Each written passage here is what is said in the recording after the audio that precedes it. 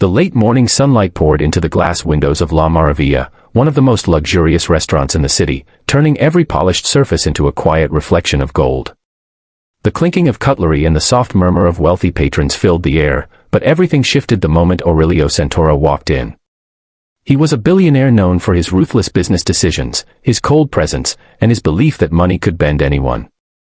As he entered, heads turned, and even the waitstaff straightened nervously, whispering with concern. Aurelio moved with an air of superiority, his expensive suit catching the sunlight as though demanding attention. But none of the staff suspected that by the end of this daylight afternoon, the man would be humbled in a way he had never imagined, and the person responsible would be someone he didn't think twice about when he first saw her. If you believe in kindness, second chances, and the power of simple humanity, then please like, comment, share, and subscribe to our channel, Kindness Corner. And before we continue, tell us in the comments where you're watching from. We always love to see our community around the world. At the far end of the restaurant stood Marcela Rios, a young waitress in her early 20s. She moved with quiet grace, her dark hair tied back neatly, her uniform crisp despite the long morning rush. Her eyes had a calm determination, the kind born from years of carrying more weight than someone her age should. Marcela wasn't there only for a job, she was supporting her younger brother, helping her mother pay medical bills, and trying to save for a future that still felt uncertain. She had learned early that dignity wasn't defined by wealth, and pride came from how one endured struggles, not from how loudly one displayed success. She approached Aurelio's table because it was assigned to her station, not knowing that this single interaction would reopen wounds she had spent years trying to heal. Aurelio didn't bother looking at the menu. He leaned back in his chair, assessing Marcela with a gaze that felt like judgment rather than observation. With a dismissive wave of his hand, he spoke loudly in Spanish, mockingly, arrogantly, as though she were beneath him, as though he assumed she didn't understand a word. His words weren't just insulting, they were belittling, reducing her to someone he believed had no value beyond serving a plate. To him, speaking in Spanish was his way of feeling powerful, a private language he used to ridicule others without consequence.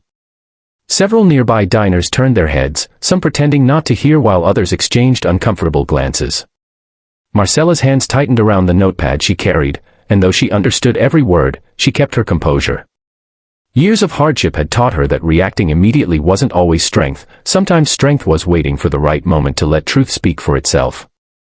She had grown up speaking Spanish as her first language, but life had taken her far from the communities where it was common. She learned English quickly to help her mother navigate hospitals, workplaces, and a world that didn't wait for people like them. But in all that time, she never forgot who she was, nor the language that carried her childhood, her sorrows, and her hope. Aurelio continued speaking with sharp disrespect, making assumptions about her intelligence, upbringing, and worth. It wasn't only rude, it was personal, hitting wounds she carried silently. Marcela stepped forward, her voice steady as she responded in perfect, fluent Spanish, addressing him respectfully but firmly. She spoke in a tone so clear, so calm, and so unshaken that the entire table behind Aurelio went silent. Conversations around them softened as more diners turned to see what was unfolding. Aurelio froze mid-gesture, his eyes widening in shock. The arrogance in his expression shattered instantly, replaced with disbelief and embarrassment.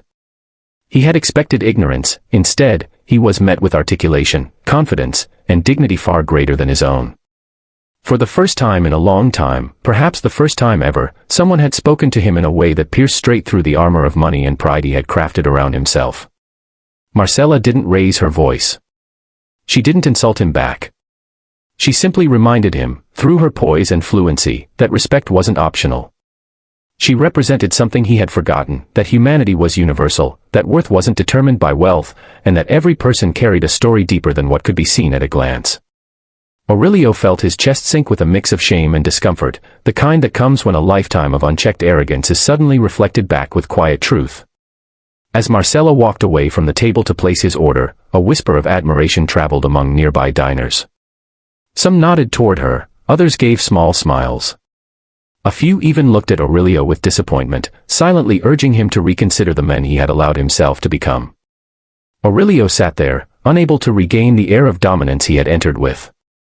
He watched her move through the restaurant with a grace that made his earlier behavior feel even more childish.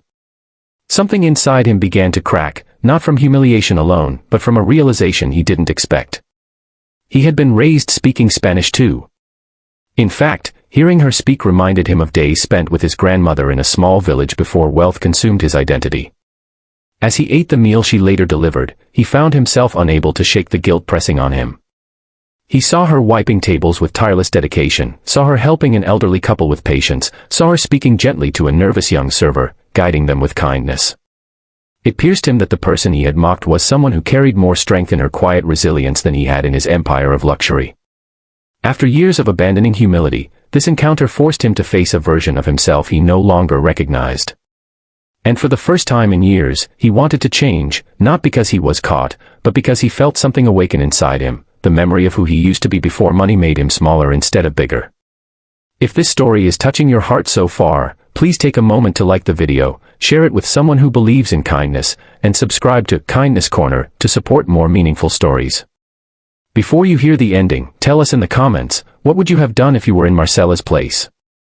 Aurelio stood before leaving, walked to where Marcela was cleaning up, and in a soft voice, one trembling with sincerity, apologized in Spanish. Not for appearances. Not for reputation. But because he finally understood the weight of his actions. Marcela looked into his eyes, saw the genuine regret, and offered a respectful nod. Forgiveness didn't erase what happened, but it allowed something new to begin.